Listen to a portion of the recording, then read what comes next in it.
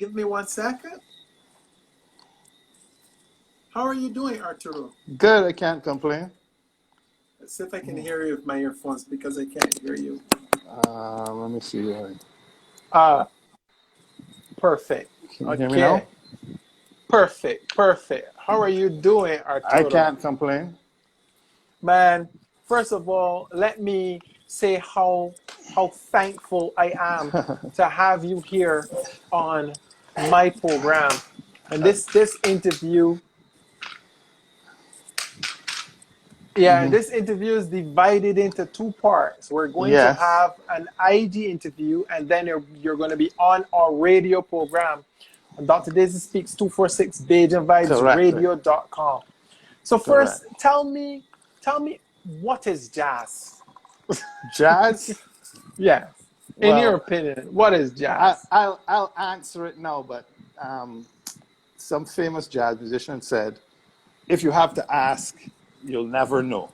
Right? Hold on 1 second. But Hold on one okay, second. Hold on 1 second. sure. I just realized I have to raise this light. It was blinding me. Okay. Yeah. Yes. So they said if you have to ask, you don't. But basically, jazz is improvised music. Okay. Spontaneous creativity of melodies Okay. Right. based on a chord structure. Very strong African rhythms that obviously came from the transatlantic slave trade, mainly coming out of New Orleans. Oh, that's interesting. Yes. New And Orleans.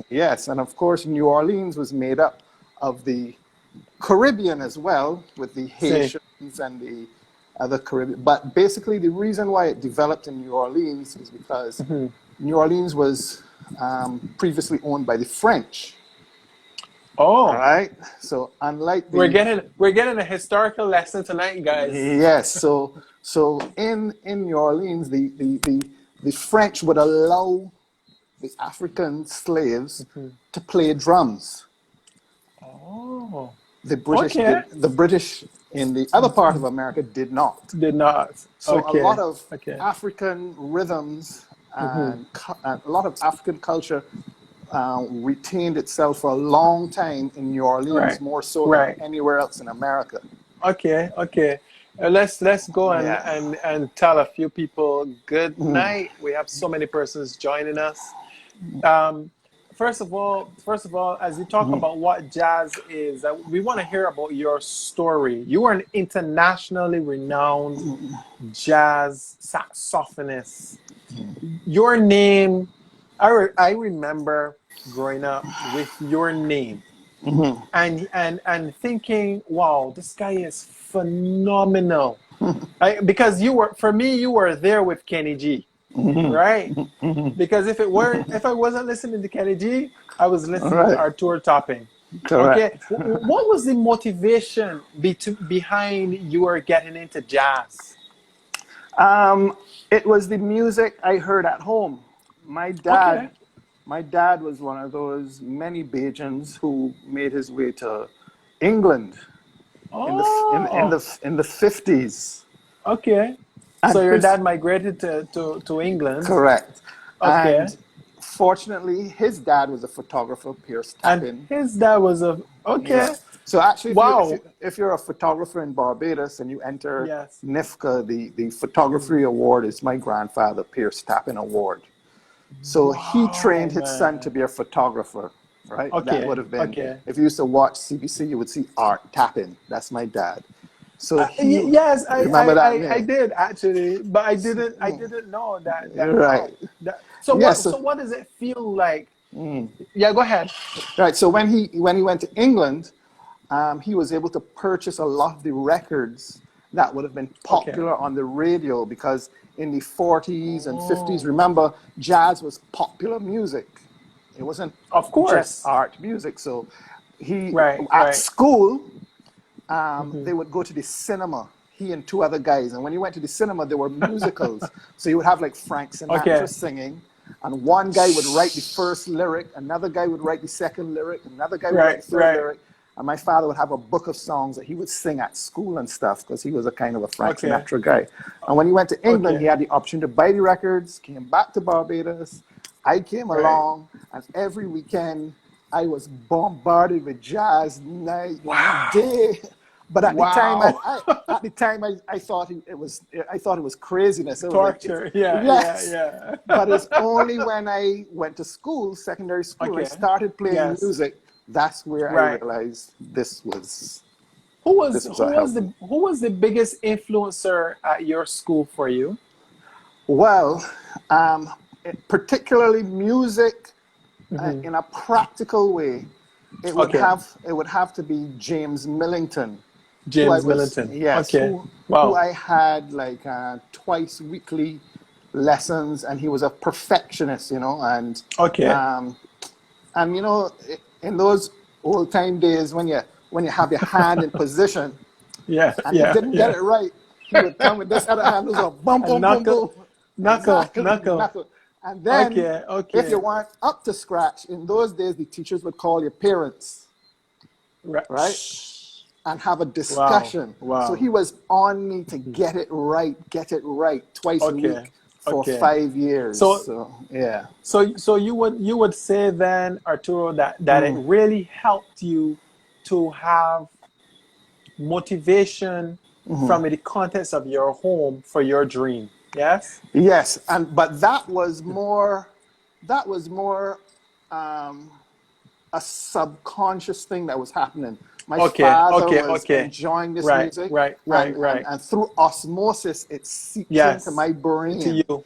But the good thing, what I would have to say, was when I showed an interest in music at Combermere, they put me in the choir. Then that was Dr. John Fletcher. He puts me in the St. Michael's Cathedral Choir. And then I joined the cadets, and I was playing clarinet and violin and all this. And it's a lot of extracurricular activities. And they were very supportive. Wow. So every day, 5 days a week, I was doing one or two things after school, Wow. Yeah. Well, I like the expression that you said, through osmosis. Yes. Because sometimes we don't even realize that our purpose is wrapped up in the mundane experiences that we have sometimes when we're talking to someone. A person might drop a name, for example, and that might be your next step, but what I really want to find out, because I know that you talk about Afro-Caribbean, Afro-Cuban, as well as Creole Experience. Yes. How has the Creole Experience impacted your career as a musician? Well, I mean, I guess I've had different concepts of what that actual word means, Okay. So, like in Trinidad, the word might mean something a little different than it does in Barbados. Right. The dictionary meaning might have a slightly different meaning. So, like for the Europeans, anybody born out here, even if they were European, but the fact that a white man was born in Barbados, he's a Creole. But for people here in Barbados, we might think a Creole might be a mulatto. Exactly. You understand? Yeah, or even French. Exactly. A French person. So I don't know, it depends on your definition. But definitely, if we're going with the French influence, I had come across during the first Barbados Jazz Festival that was being produced by the National Cultural Foundation and Elambe Motley. They used to bring in Creole musicians from Martinique and Guadeloupe. Well, you just mentioned two names that I think we need to send a shout out to: the National Cultural Foundation of Barbados and Elambe Motley. As a matter of fact, he is one of those ancient voices of the arts, not just as a speaker, but also as a writer as well for poetry. I have great respect for these people, but the wealth of knowledge that we get passed on to us as a generation. You know, we don't have that information passed on to us like we did before. You know, why do Yeah. you think? Why do you think that is? Man, we were very well trained to dismiss a lot of things that are of value Okay. to us. Yes. You know, but I like you, Elambe was a big influence. I remember going to summer camps at Okay. Yoruba Yard, where they Wow. would have, where he brought in a Nigerian drummer, master Okay. drummer, to teach Bajans Right. about Right. drumming. Right. And I mean, even to this day, I get out of, I come off of a tour, I'm at the airport, I jump in a taxi. The guy next to me is like 60 something years old. And he told me he was a dancer at Yoruba Wow. Yard back in the day. That's just. And sometimes when those sessions were finished, Elambe would pick people up and drop Yeah. them from St. Lucie to St. Philip.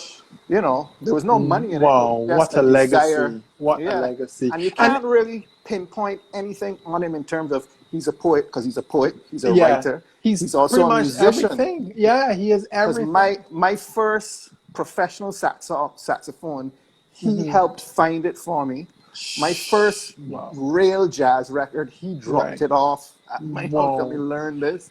My first Wow. tour to England, he Was helped. him. Yeah, you Okay. know, it's like It, nonstop influence. You know. so clearly, you know, the powers that be, you know, the universe was always steering you in that direction where you Yes. would become the world-renowned saxophonist that you are today. One of the things that I would like to know is, okay, we found out what your influencers were, but Yes. what was your motivation? What was my I mean, motivation? you could have done anything. Yeah. Why Uh, why be a jazz musician. musician? Yeah.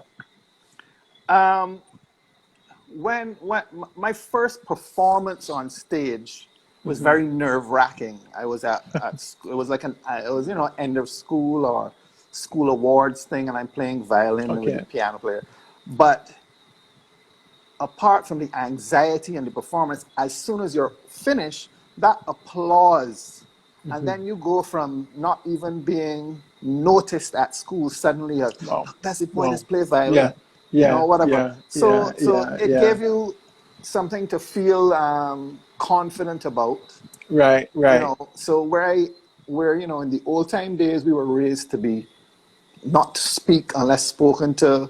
We Of were course. trained. Most definitely. We were kind of trained to be introverted. Exactly. Yeah. Music helped give me that confidence to, Voice. Yeah. yes. And And then, but even yes. and even within the context of our society, you know, we were told that to be quiet, to be seen and not heard. That this Yes. was good. That this was parenting. But if your parents enter you into a competition and you don't win, they usually enter you into a speaking competition, speaking bee competition. You don't win. Yeah. Why Yeah. you don't open your mouth and speak? You told me not to. You told me not to. And Oh, oh, I can even see it when I look back at photographs when I was a kid. You right. know, you're on Yes. to your mom and you're, you Yes. know. Yeah. But Yeah. it's a learning process to let Of go of course. that. But I would Right. say you don't want to let go too much of it, because Right. if you're overconfident where it appears as though you're Proud. arrogant, Yes. you know, Yes. and Yes. some people try to attach arrogance to proud people who are Yes. good Yes. at something, especially when they're Yes. from this region. But I, once you I'm have, so glad you touch on that, man. yeah, You're gonna open a can of worms, but well, it's true. let us let the worms out. My Yeah. experience has been, if you are intelligent, if you're Yes. from the Caribbean and you're intelligent, you want attention. If you become a musician, okay, no problem. But as soon as you start to tell your story and international people start to get wind of your story, you know, you can hear that silent voice saying to you, be quiet, don't be too much out there, don't let people know too much about you. So how have you managed the your past, you know, your present, Yeah. and your future?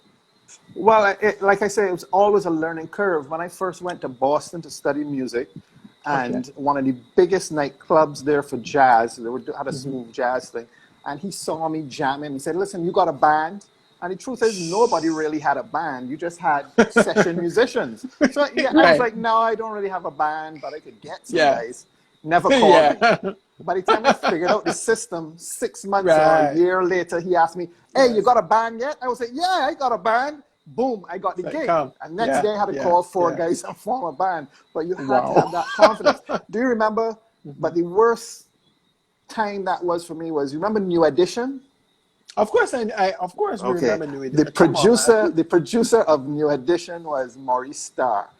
And Okay. my roommate was doing an internship as a mixing engineer. So I got to go over and meet him because they wanted a sax player. He said, hey, Right. yeah, so you're the sax. Yeah. So do you know Grover Washington? Can you imitate him? Can you do this? All the guys that influenced me. And Wow. I did Wow. my Barbadian polite, kind of, yes, I'm not too bad, blah, blah, blah, blah. When I got home, my roommate cussed me upside down. Of course. Of And I course. never got the gig. So there were things that I had to let go of. Okay. You know, Can but I ask you? yeah. Can I ask you when you were overseas? Because one of the experiences that I've had is that you don't become proud overseas. You become confident overseas. Yes. Yeah. Because they don't want to hear I will try, or they don't want to hear I think I'm good. They look at you and they assume you're good. And if you open your mouth, you have to confirm for them what they have said, what they have perceived about you. Yes, they're not, because listen, it's not the environment where they will say, who are your parents? Only in the Caribbean. Where you right? So when you get that opportunity, they're going to make a judgment. Of course.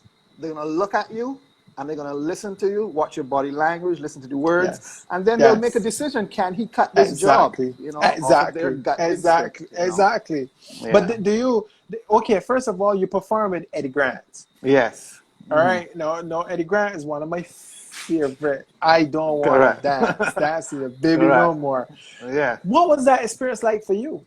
Well, I first worked in the studio on a tune called Neighbor, Neighbor. Neighbor, no, not his tune. It was Okay. South Oh, Sea. South Sea. Neighbor, let me alone. Me know, right? neighbor. Right.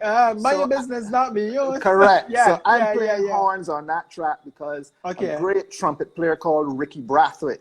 Okay. He took me up to that studio. But I've never met. Okay. He's on all them Eddy Grant hits. Every single Eddy Grant hit, He's Ricky is the man on that. So Ricky brought me up. You know, I was a youngster then, and I still didn't really, you know, I was feeling my way. So I'm not even 100% sure if Eddy really was into what I was, you know, but maybe 2 decades later, he was doing 1999 New Year's Eve in Tobago. Okay. And he needed a sax solo. So I got called in. There was a band there. And the band was from all over the world. They were staying at his studio. And the drummer was from Third World in Jamaica. He had a bunch of... he had Jamaicans that were in England. Big names. And so I come in to do my sax solo. And one of the keyboard players was from America. Okay. And he was playing Eddy Grant's music how he thought it should go. Okay, understand. And it wasn't right. So I kind of tapped him and said, listen, you need to do X, Y, and Z. Trying to help the guy. Well, the next day the guy gets sent home and I get the gig. So I ended up playing keyboards in Eddy Grant's band. Right. And that too was a learning experience because Eddy is such a perfectionist. We spent 2 months rehearsing every day. 2 months. 2 months to do one gig. Yeah. Have you found? Okay, so you've also performed with Roberta Flack. Yes. What was that like? Well, that was another interesting experience. I suspect our present PM, who was probably the Minister of Education and Culture at the time, she may have suggested going to the Waterfront Cafe. They have some live music down there. Check me out. So I wasn't. Well, when you get an endorsement like that from the PM, come on, man. So I'm playing, and in walks Roberta. I stopped the band immediately and started playing Roberta's music. What and song did you play? Do you feel like remember? making love. Feel like making love. Yeah. And she Oh got yeah, up, yeah, yeah, walked yeah. over. Okay. After the Yes. gig was over, she called me over to the table and said, "What are you doing in Barbados?" I said, "I'm gigging." She said, "No, we got to get you to New York." And eventually, some time passed, and I bumped into her in Trinidad. And she said, what are you doing tomorrow? I said, "Nothing." She said, "I'm gigging at the Savannah. Pass by and get some tickets." I said, "No problem." And I went to get the tickets. She was on stage rehearsing and sound checking. She said, "Do you have your horn?" I said, "Yes, it's in the car. Go get it." So I played one song at rehearsal. She said, "Come tonight and play. No problem." I came Wow. back the night. The manager said, "Go to Roberta's dressing room." So I'm still nervous. I'm like, "What the Of hell?" course. So I go to the Roberta dressing room. Flack, man. She said, "Arturo, listen, I want you to use your musicality and play the entire show." I said, "No problem." And I made it through the show. 2 days later, she sent me an airline ticket and I was touring South Africa.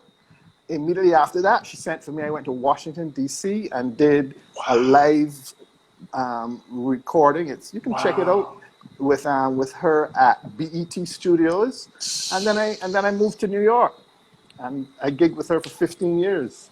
It is amazing how our purpose is created with the breadcrumbs of the experiences that we have. You Yes. also played with Luther Vandross. Was that all? And that and Was that afterwards? listen, it was during, but if there's any truth to if there are any facts surrounding, be careful what you wish for and how you manifest words to come out. This is the perfect example because when you talk about Yes. breadcrumbs, as I Yes. can look back now and make the connections, then you couldn't make the connections. Everything's just Of happening so course. Of fast, course. Of right? course. Of So course. when I think back, when I was 15 years old, I just started playing saxophone. And I went to a party, a house Okay. fete, I miss right? them, I man. went to a house fete. Yeah. People dancing in the garage. No, I'm not dancing because I still shy and whatever, but I'm listening to the music. And they Uh-huh. dropped Earth, Wind, and Fire live. And they were playing Reasons, and everybody dancing and holding it. Reasons. Right, Stop. correct. And they're holding the tile because boy, don't move when you're Yeah. dancing. Right. God, And I'm corner, listening, man. and then they have a saxophone solo, and then the lead singer comes on and says, "That's Donald Myrick. He plays so sweetly, don't you agree?" And I immediately thought, wow, I'd love to be in an Wow. R&B band on Come on, stage in man. America Wow. playing a saxophone solo, and somebody called my name like that. And then Wow.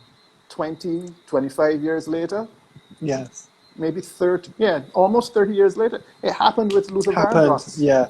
No, no, Yeah. no. Now that you just mentioned that, I want to talk about synchronicity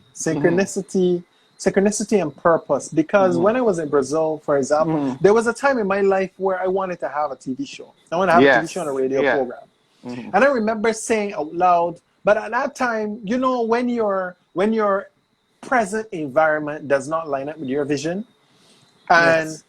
even the people that you surround yourself with, they say to you, you can do more, but they get obviously surprised when you start to do it. In Brazil, I had the opportunity, and I was a little nervous, I wouldn't lie, Yes. but I heard a voice say to me, but this is what you asked for. You told the universe, you said to the universe in 1999 that you Yes. want to be able to interview people who were of notoriety and tell their story. Correct. Okay, and from the time I came back to Barbados, it hasn't stopped. It's like, Right. I mean, like you said, things started to move so quickly, right? Yes. That I got a little scared. I was like, I wanted Things to move. move, but not so Yeah. fast, Yeah. right? When So things start to happen, they just it's keep amazing. coming. Yeah, the interview that really touched me was an interview that I did with a chef here in Barbados called Michael Harrison. Michael Yeah. Harrison is one of those people who I have great respect for, not just as a chef, but as a person. And I hear him talk. He has big visions and dreams. But this guy, he cooked for the Duke, right? Wow. So I asked him, so what was that experience like? And he said to me, man, I was scared. So it goes to show that it doesn't matter what position you hold on the Yes. cuffs of walking into your purpose, there's always an element of fear. But you also played with Maxi Priest. Yes. What was that like? I've got to try and remember when that first gig happened. Oh, Okay. yes.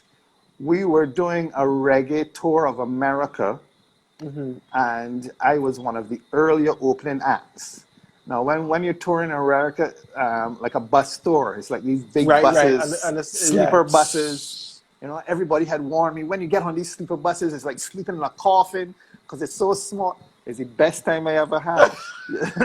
I never slept. The movement of the bus, you know, whatever. You didn't feel anything, no bumps or anything? Now, being one of the earlier opening acts and being a reggae show, as you would know, people come out to reggae shows late. Yeah. So by the time I do my